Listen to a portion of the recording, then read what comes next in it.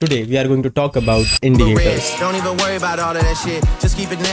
सबसे पहली बात, मैं इंडिकेटर्स को बाय और सेल सिग्नल जनरेट करने के लिए यूज़ नहीं करता, बल्कि as a filter mechanism use करता हूँ अपने प्री एग्जिस्टिंग प्राइस एक्शन से जनरेट किए हुए सिग्नल को फिल्टर करने के लिए। Mostly as a day trader मैं 3 इंडिकेटर्स को यूज़ करता हूँ, जिसमें से थर्ड वाला आई गेस सबसे इंपॉर्टेंट है, उसे हम लास्ट में डिस्कस करेंगे, तो डेफिनेटली वीडियो को पूरा देखना। Now let's get started. तो फर्स्ट इंडिकेटर जो मैं यूज़ करता हूँ अपनी डे ट्रेडिंग के लिए वो है 9 EMA एंड उसको मैं स्पेसिफिकली यूज़ करता हूँ अपने ट्रेड को मैक्सिमाइज करने के लिए। रुको ब्रेक डाउन करके बताता हूं। तो फर्स्ट ऑफ ऑल तुम यहाँ पर नोटिस करोगे USD 5 मिनट का चार्ट है एंड इसमें मैं यहाँ पर EMA डाल देता हूँ, ठीक है। तो फोकस करो ठीक ये वाले EMA पे। जो क्लोज EMA है प्राइस एक्शन के, ये 9 EMA है, ये 100 एंड ये 200। I mostly use this 9 EMA to maximise my take profit. रुको ब्रेक डाउन करता हूँ। फर्स्ट ऑफ ऑल इस ट्रेड का एग्जांपल देखो, मैंने इस ट्रेड को एंटर किया था ठीक यहाँ से and I was targeting 1:4 with this one, but मैं जनरली 1:2 पर अपना 70% प्रॉफिट को बुक कर लेता हूँ जस्ट टू बी सेफ। तो तुम यहाँ पर नोटिस करोगे कि ये मेरी एंट्री थी, ये मेरा स्टॉप लॉस था एंड 1:2 पे मैंने यहाँ पर 70% प्रॉफिट को बुक कर लिया एंड जो मेरी रिमेनिंग पोजीशन है मैं उसे जब तक बुक नहीं करूंगा तब तक ये वाला 9 EMA के नीचे मुझे सक्सेसफुल क्लोजर्स ना मिले। जैसे कि ठीक यहाँ पे क्लोज मिला और यहाँ पे मुझे सेकंड क्लोजर मिला एंड इस समय पे मैं अपनी ट्रेड एंट्री को पूरी तरह से काट दूंगा। तो बेसिकली मैं मूविंग एवरेज का यूज कर रहा हूँ ताकि मैं मैक्सिमम RR पॉसिबल निकाल सकूं एक एनी गिवन ट्रेड से। सेकंड इंडिकेटर जो कि मैं रोज यूज करता हूँ अपनी डे ट्रेडिंग में वो है वॉल्यूम प्रोफाइल। अगर तुम यहाँ पर नोटिस करोगे तो यहाँ पर मैंने वॉल्यूम का इंडिकेटर डाल रखा है। इसे एक्चुअली यूज कैसे करना, बेसिकली तुम्हें अपने वॉल्यूम इंडिकेटर में 20 का 20 मूविंग एवरेज डालना है एंड जब कभी भी तुम्हारा जो क्लोजर्स हो रहा है वॉल्यूम प्रोफाइल का वो इस मूविंग एवरेज के ऊपर हो रहा है, मतलब वहां पर मोर देन एवरेज वॉल्यूम है एंड तुम्हारी ट्रेड के प्रॉफिट में जाने के चांसेस ज्यादा बढ़ जाते हैं। तो बेसिकली ये भी एक फिल्टर मैकेनिज्म है जिससे कि तुम अपनी ट्रेड को मैक्सिमाइज कर सकते हो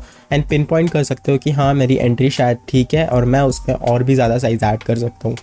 तो अगर तुम यहाँ पर नोटिस करोगे तो अगेन सेम ट्रेड का एग्जांपल लेते हैं। जैसे कि अगर तुम यहाँ पर नोटिस करोगे यहाँ पर मेरी एंट्री थी एंड जब ठीक ये वाली कैंडल इस मूविंग एवरेज के ऊपर क्लोज हुई एंड यहाँ पर वॉल्यूम भी काफी ठीक ठाक था। अगर तुम नोटिस करोगे तो मूविंग एवरेज के ऊपर कैंडल्स क्लोज हो रही है एंड ये कैंडल भी मूविंग एवरेज के ऊपर क्लोज हो रही है। इसका मतलब ये है कि मार्केट में अच्छा मोमेंटम है, मार्केट यहाँ से काफी ज्यादा ऊपर मूव हो सकता है एंड यहाँ पर मैं हो सकता है पोटेंशियली और साइज ऐड कर सकूँ ताकि मैं अपनी विनिंग ट्रेड को मैक्सिमाइज कर सकूं। इसी तरह से मैं सिंपल इस वॉल्यूम इंडिकेटर का यूज करता हूँ। ज्यादातर सिग्नल जनरेट करने के लिए मैं ऑफ कोर्स प्राइस एक्शन का यूज करता हूँ, लेकिन जब कभी भी मुझे लगता है कि मुझे और पोजीशन ऐड करना है एक विनिंग ट्रेड में तब मैं वॉल्यूम इंडिकेटर का यूज करता हूँ to add to a position. उसके बाद जो नेक्स्ट मोस्ट इंपॉर्टेंट इंडिकेटर मैं यूज करता हूँ वो है ATR यानी कि एवरेज ट्रू रेंज। तो ये इंडिकेटर है एवरेज ट्रू रेंज, इसको अपने चार्ट में ऐड करने के लिए बेसिकली तुम्हें इंडिकेटर्स पे जाना है एंड यहाँ पर ATR रेंज प्रोबेबिलिटीज टाइप करना है। Basically ATR range probabilities, there you go, and ये चार्ट पे स्ट्रेट ऐड हो जाएगा। इसमें तुम्हें कोई भी सेटिंग से छेड़छाड़ करने की जरूरत नहीं है। ATR बेसिकली तुम्हें ये बताता है कि पिछले 14 दिन में या पिछले 10 दिन में मार्केट कितना मूव हुआ है डेली। उस लॉजिक से हमें अंदाजा हो जाता है कि मार्केट अगर इतना ज्यादा मूव हो चुका है तो मार्केट इधर साइडवेज हो जाएगा या फिर मार्केट यहाँ से रिवर्सल देने लगेगा। तो ATR वैल्यू काफी अच्छा इंडिकेटर हो सकता है तुम्हारे टारगेट सेट करने के लिए। बेसिकली मैं इसे टारगेट सेट करने के लिए ही यूज करता हूँ